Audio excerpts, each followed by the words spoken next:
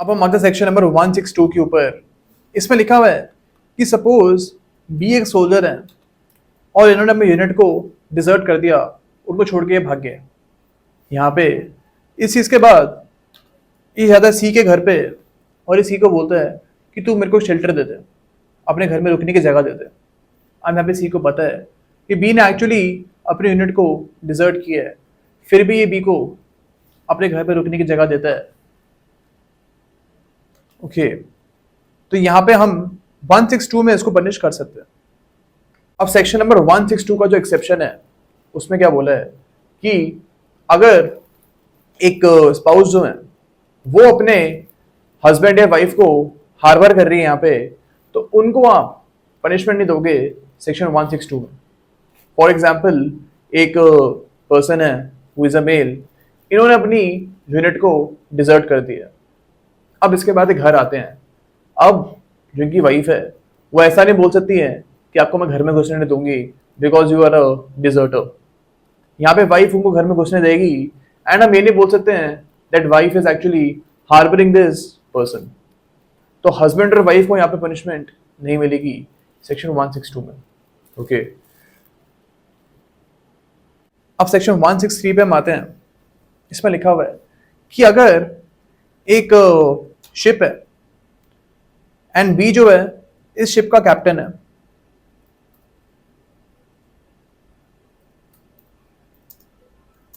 अब बी को पता है या बी को नहीं भी पता है कि सी एक डिजर्टर ऑफ आर्मी है, सी हम यूनिट को छोड़ के भागा है और सी इसके शिप में मौजूद है।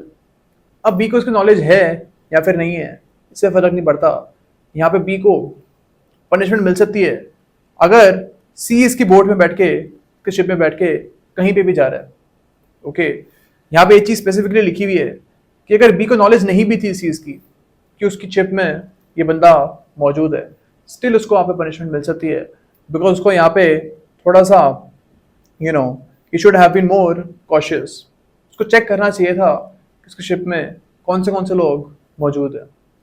ओके, अब यहाँ पे जो पनिशमेंट है वो ज़्यादा नहीं है, मैक्सिमम यहाँ पे 3,000 रुपए तक की पनिशमेंट मिल सकती है।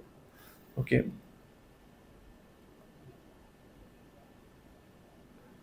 अब सेक्शन नंबर 164 के ऊपर हम आते हैं। इसमें लिखा हुआ है कि अगर सपोज ए ने बी को अबेट किया है, बी इज अ सोल्जर, ए ने बी को अबेट किया है कि तुम्हें सुपीरियर्स की बात मत मान, इसको बोलते हैं इनसबॉर्डिनेशन।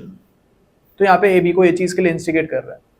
इन दिस केस ए को 164 में पनिशमेंट मिल सकती है। ओके, अब सेक्शन 165 में बोला गया है कि अगर आपको Indian navy act, army act या फिर एयरफोर्स एक्ट में पनिशमेंट मिल रही है तो आपको संहिता में पनिशमेंट नहीं मिलेगी। तो यानी जो न्यू आईपीसी है इसमें आपको पनिशमेंट नहीं मिलेगी। तो यहाँ पे सोल्जर्स की बात हो रही है कि अगर सोल्जर कोई भी काम कमिट करते हैं, डिजर्शन कमिट करते हैं या फिर ये म्यूटिनी को कमिट करते हैं, इस चीज़ की पनिशमेंट इनको उन रिस्पेक्टिव एक्ट्स में मिलेगी, आर्मी एक्ट, नेवी एक्ट, वहाँ मिलेगी। इस संहिता में उनको पनिशमेंट नहीं मिलेगी।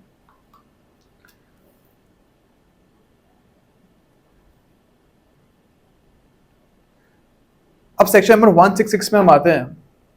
इसमें लिखा हुआ है कि अगर कोई भी पर्सन सोल्जर का गार्ब पहनता है, सोल्जर की ड्रेस पहनता है और इसकी वजह से वो दूसरे लोगों को ऐसे बिलीव कराने की कोशिश करता है कि I am a soldier, but actually में ए इज नॉट अ सोल्जर, उससे सिर्फ उसकी ड्रेस पहनी हुई है।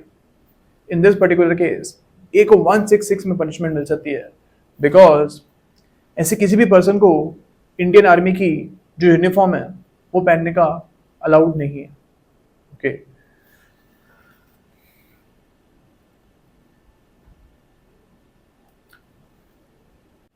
अब चैप्टर नंबर 9 के ऊपर हम आते हैं।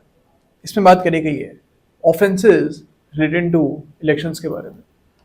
अब इसका जो 167 है इसमें बोला गया है कि एक कैंडिडेट और इलेक्टोरल राइट जो है वो क्या होता है।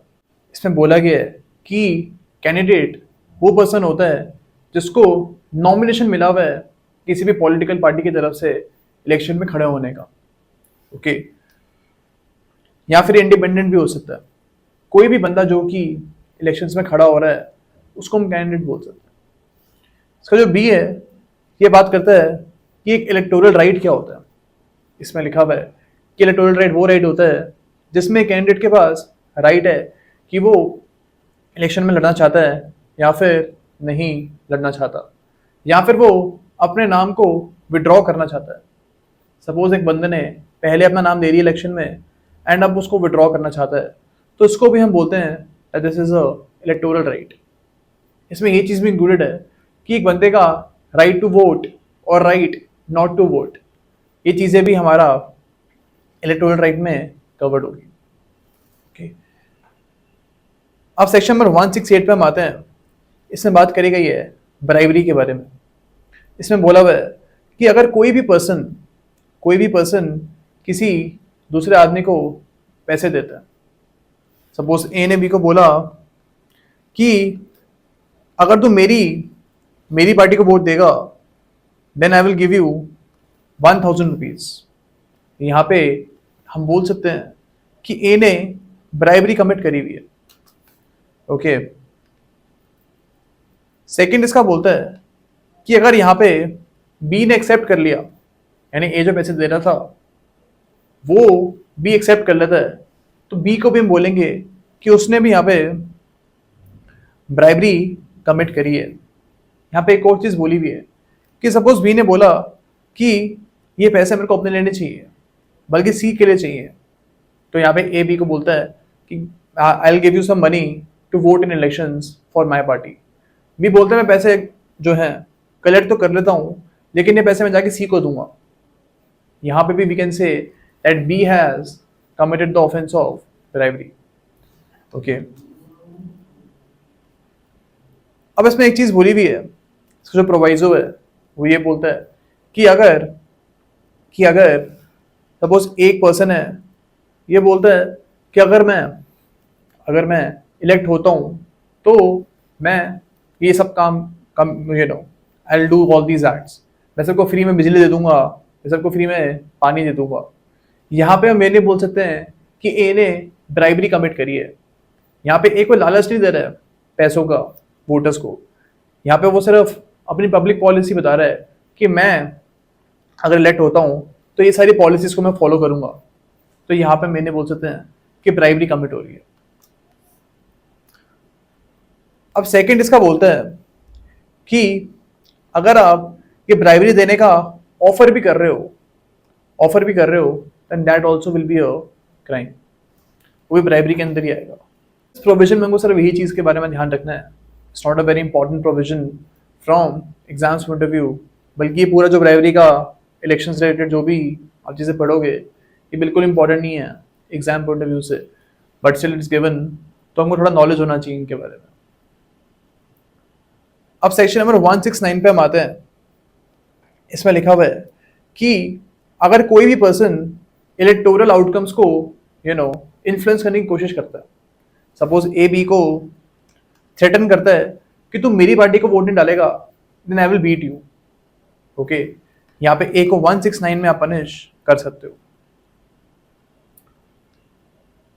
इसमें एक और चीज बोली हुई है जो 2B है। यहाँ बोला है कि ए ने बी को ऐसा बोला है कि अगर तू मेरी पार्टी को वोट नहीं करेगा तो तेरे ऊपर भगवान तेरे को you will be subject to some divine discomfort, भगवान तेरे को कुछ पनिशमेंट देगा।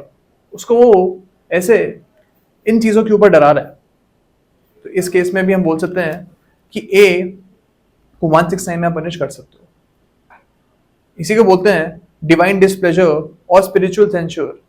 आप इसको रिलीजन के नाम पे डरा रहे हो।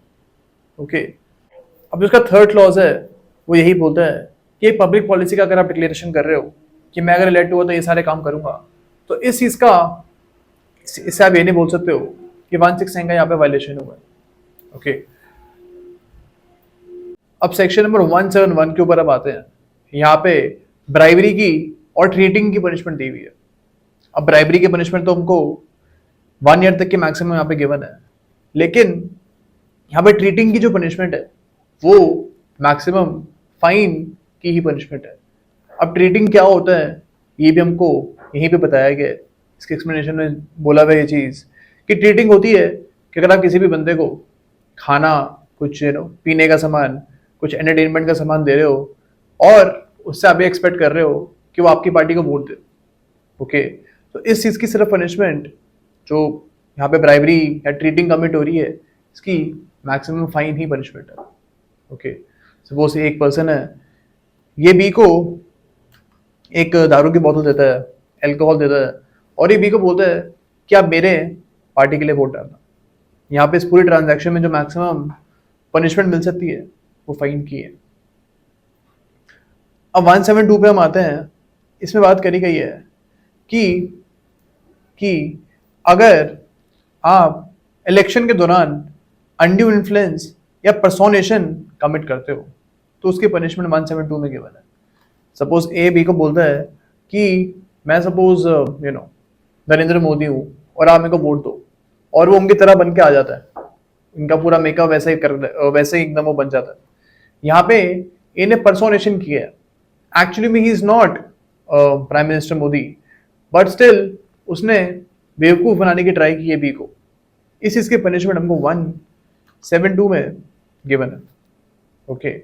या फिर ए ने बी को बोला है कि अगर आप मेरी पार्टी को वोट दोगे तो मैं आपको I will threaten you, I will beat you something, ऐसा कुछ बोल रहा है उसको। यहाँ पे वो अनड्यू इन्फ्लुएंस वीक के ऊपर एक्सरसाइज कर रहा है, यहाँ पे भी 172 में पनिशमेंट मिल सकती है। अब हम आते हैं 173 के ऊपर।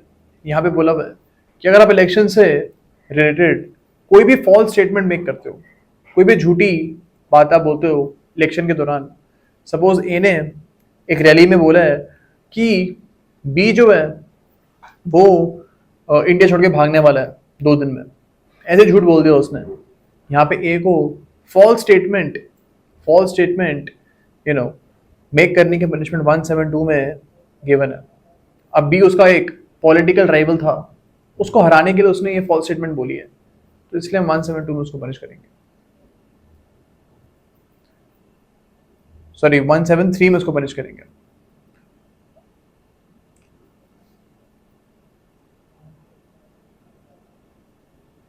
अब हम सेक्शन नंबर 174 के ऊपर।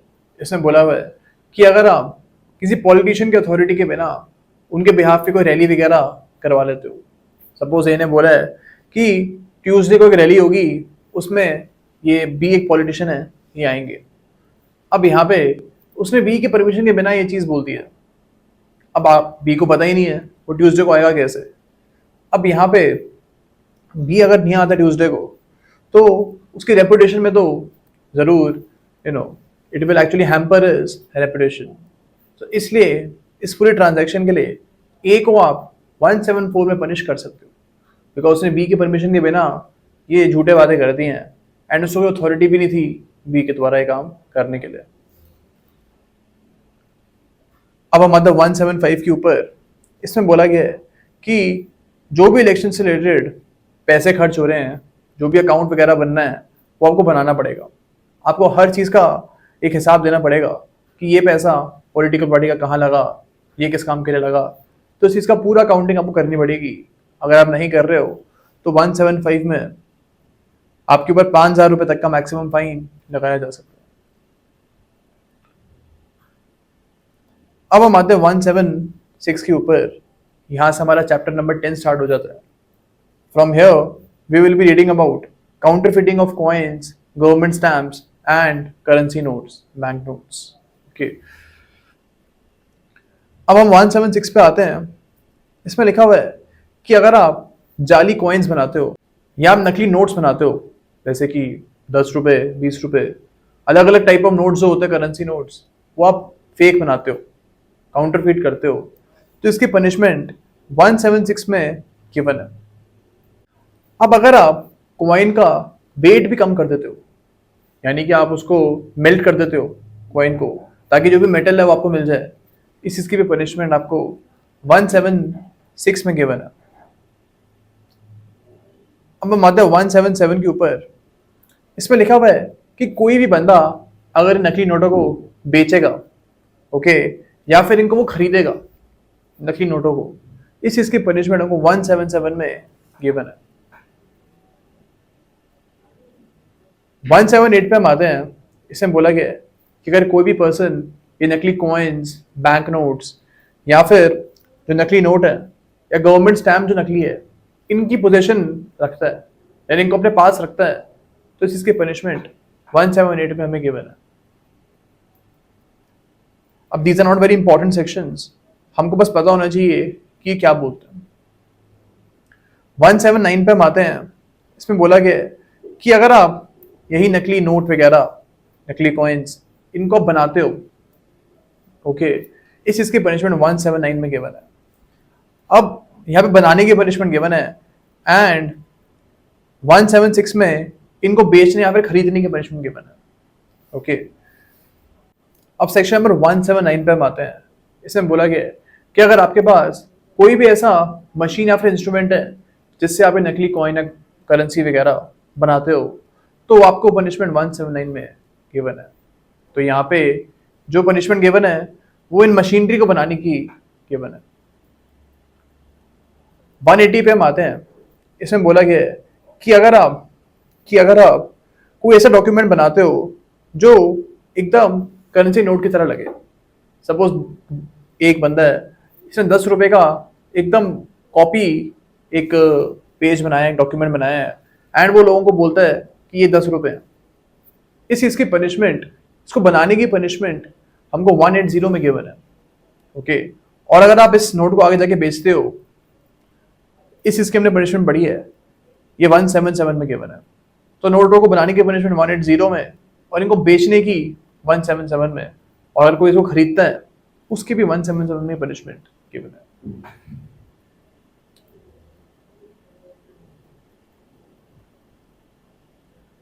अब हम आते हैं 181 के ऊपर। इसमें लिखा हुआ है कि अगर आपने गवर्नमेंट स्टैम्प जो है उसमें कुछ भी चेंजेस करे हैं, ऑल्टरेशन करा है, ताकि इससे आप लोगों को आगे जाके ठग सको, इस केस में सेक्शन नंबर 181 में आपको पनिशमेंट मिल सकती है। अब हम आते हैं 182 के ऊपर। इसमें लिखा हुआ है कि अगर आप कोई ऐसी गवर्नमेंट स्टैम्प को यूज कर रहे हो जो ऑलरेडी पहले यूज हो चुकी है, तो आपको 182 में पनिशमेंट मिल जाएगी।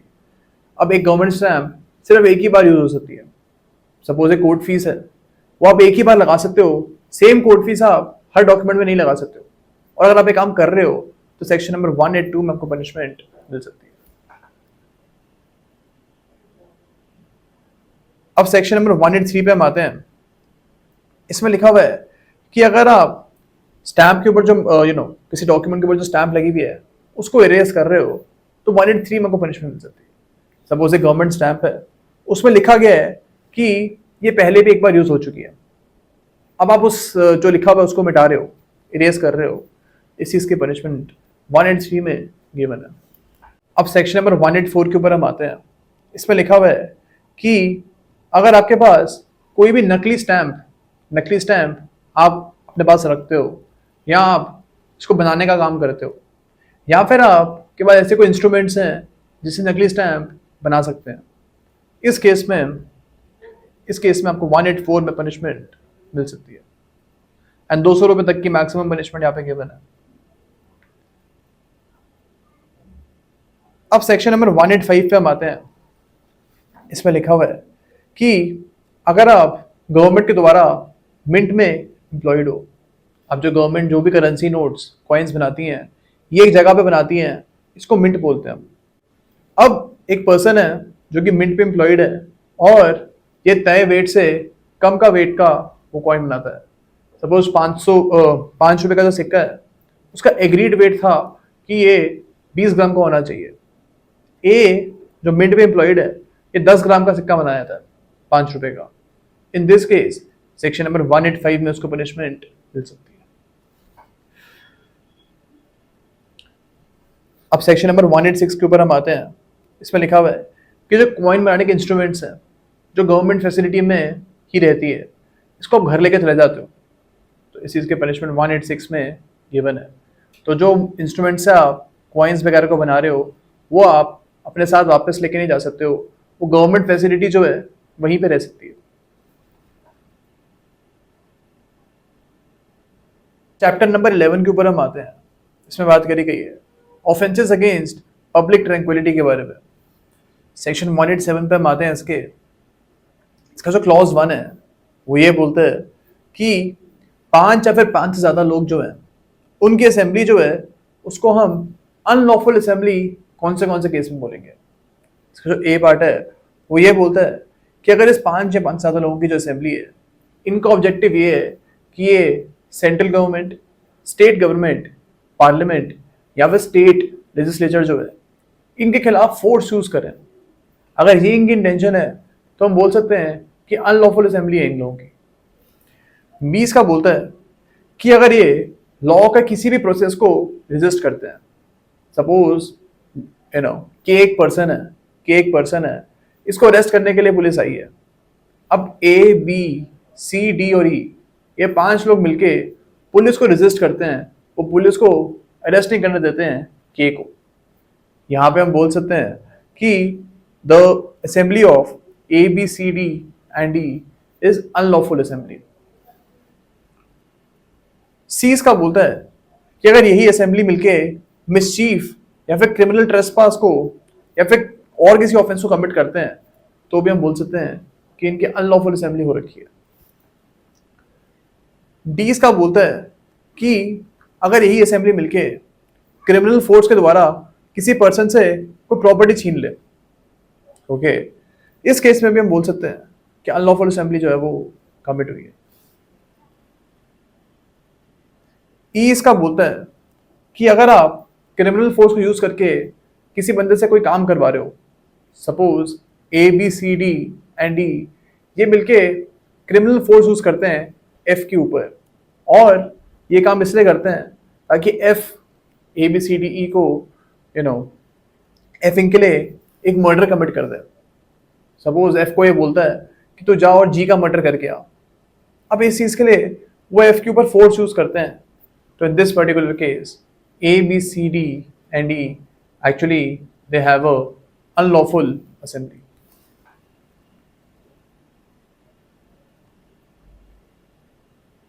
अब दूसरा एक्सप्लेनेशन है, इसमें लिखा हुआ है कि अगर शुरू में ये जो ए, बी, सी, डी और ई है इनके शुरू में कोई इंटेंशन नहीं थी गलत काम करने की, लेकिन बाद में जाके इन्होंने डिसाइड किया है कि अब तो हम एक गलत काम करेंगे, इस केस में भी हम बोल सकते हैं कि इनकी एक अनलॉफुल असेंबली कॉन्स्टिट्यूट हुई भी है।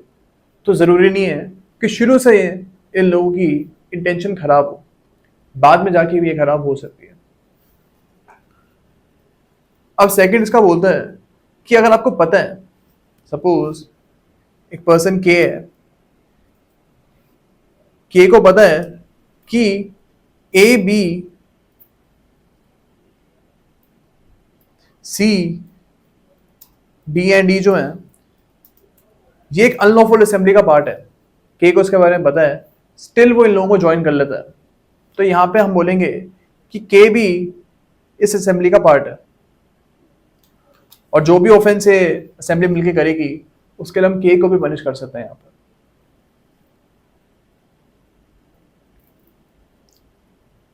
अब इसमें जो मैक्सिमम पनिशमेंट है सेकंड क्लॉज बोलता है वो है 6 months, 6 महीने तक की मैक्सिमम पनिशमेंट यहाँ पर मिल सकती है अनलॉफुल असेंबली का पार्ट होने के लिए। थर्ड इसका बोलता है कि अगर एक अनलॉफुल असेंबली को बोला गया है कि आप यहां से चले जाओ, सपोज एक पुलिस ऑफिसर आके बोलते हैं ए, बी, सी, डी और ई को कि ये जगह आप खाली करो, आप ये ऑफेंस कमिट नहीं कर सकते हो, लेकिन इसके बाद भी ये लोग नहीं जाते हैं, ये वहीं पे खड़े रहते हैं, यानी जो पब्लिक सर्वेंट है इनकी बातें नहीं मानते हैं, तो इस चीज़ की पनिशमेंट हमको क्लॉज 3 में गिवन है, एंड यहाँ पे मैक्सिमम 2 years तक की पनिशमेंट मिल सकती है।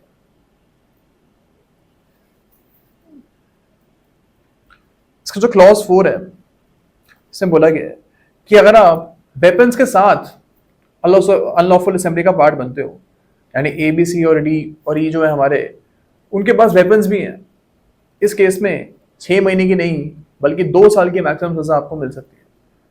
अगर आप वेपन्स के साथ नहीं खड़े हो वहां पे तो हमने पढ़ा है ऊपर कि 6 महीने तक की मैक्सिमम सजा आपको मिल सकती है। अब हम आते हैं फिफ्थ के ऊपर। इसमें अनलॉफुल असेंबली के बारे में बात नहीं करी गई है, इसमें नॉर्मल असेंबली के बारे में बात करी गई है। Suppose A B C D and E जो है ये नॉर्मली एक जगह पे जाके इकट्ठे हो गए, इनने कोई इंटेंशन नहीं थी क्राइम को कमिट करने की, लेकिन इसके बाद पुलिस ऑफिसर आते हैं और इनको जाने के लिए बोलते हैं। अब ये नहीं जाते हैं, वहीं पे खड़े रहते हैं। इस चीज़ की पनिशमेंट हमको क्लॉज 5 में गिवन है एंड यहाँ पे 6 महीने तक की सजा इनको मिल सकती है। हमने यहाँ पे डिफरेंस देखना है। यही असेंबली अगर अनलॉफुल असेंबली होती और इनको पुलिस ऑफिसर जाने के लिए बोलता और ये नहीं जाते तो हमने पढ़ा ऊपर कि मैक्सिमम यहाँ पे 2 साल तक की सजा मिल सकती थी, लेकिन यहाँ पे नॉर्मल असेंबली है तो 6 महीने तक की सजा यहाँ पे मिल सकती है। 6 के ऊपर हम आते हैं। इसमें बोला गया है कि अगर कोई भी पर्सन अनलॉफुल असेंबली को कॉन्स्टिट्यूट करने के लिए हायर करता है या एंगेज करता है या एम्प्लॉय करता है एक पर्सन को, सपोज कि एक पर्सन है, इन्होंने ए बी सी डी और ई को एम्प्लॉय किया हुआ है कि ये जाके अनलॉफुल असेंबली का काम करेंगे और कोई क्राइम कमिट करेंगे। यहाँ पे के खुद नहीं जाता है, इन लोगों को भेजता है। इन दिस पर्टिकुलर केस के को आप पनिश कर सकते हो सेक्शन नंबर 187 के क्लॉज 6 के अंडर। ओके, क्लॉज 7 इसका बोलता है कि अगर आप ये अनलॉफुल असेंबली वाले लोगों को अपने घर में रहने की जगह देते हो, इनको आप हार्बर करते हो और आपको पता है कि ये क्राइम कमिट करने वाले हैं, स्टिल आप एक काम कर रहे हो, तो 187 के क्लॉज 7 में आपको पनिशमेंट मिल सकती है। अब सेक्शन नंबर 188 पे हम आते हैं। इसमें लिखा हुआ है कि ये जो बंदे हायर हुए हैं यानी ए बी सी डी और ई, इनको के ने हायर किया है। इन दिस केस अगर ए बी सी डी और ई को पता है कि हम अनलॉफुल असेंबली में पार्ट लेने के लिए हायर हो रखे हैं तो 6 महीने की सजा इनको यहाँ पे मिल सकती है। अभी इन्होंने कोई क्राइम कमिट नहीं किया है, स्टिल इनको क्लॉज 8 में सिर्फ हायर होने के लिए पनिशमेंट मिल सकती है। अब क्लॉज 9 जो है इसमें बोला गया है कि अगर इनके पास डेडली वेपन्स भी हैं, यानी ए बी सी डी ई को हायर किया गया है और इनके पास डेडली वेपन्स भी है, तो इनको 2 साल तक की मैक्सिमम सजा मिल सकती है। ओके, अब सेक्शन नंबर 188 पे आते हैं। इसमें बोला गया है कि अगर कोई भी पर्सन अनलॉफुल असेंबली का पार्ट है और वो असेंबली आगे जाके कोई क्राइम कमिट करती है तो सारे मेंबर्स को सजा होगी।